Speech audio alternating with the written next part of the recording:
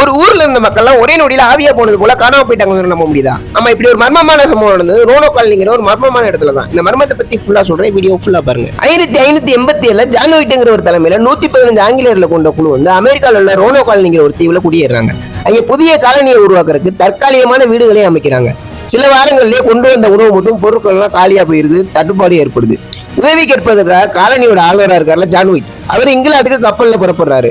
அப்போதான் இங்கிலாந்துக்கும் ஸ்பெயினுக்கும் இடையே போர் நடந்துகிட்டு இருக்கு. அதனால ஜான் ஒயிட்னால உடனடியா திரும்ப முடியல. கிட்டத்தட்ட 3 வருஷம் கழிச்சு 87 போனவர் 90ல தான் தீவுக்கே திரும்பி வராரு. ஆனா இங்க வந்து பார்த்தா கட்டின வீடெல்லாம் அப்படியே இருக்கு. ஆனா ஒருத்தனை கூட ஆள காணோம். காலனியை சுற்றில ஒரு தற்காலிக கோட்டை சுவர் ஒன்று கட்டியிருந்தாங்க. அந்த கோட்டை சுவரை உடைச்சிட்டு தப்பிச்சு போயிட்டாங்களான்னு பாக்குறாரு. ஆனா கோட்டை சுவர் உடைச்சதுக்கான எந்த ஒரு அறிகுறியுமே கிடையாது.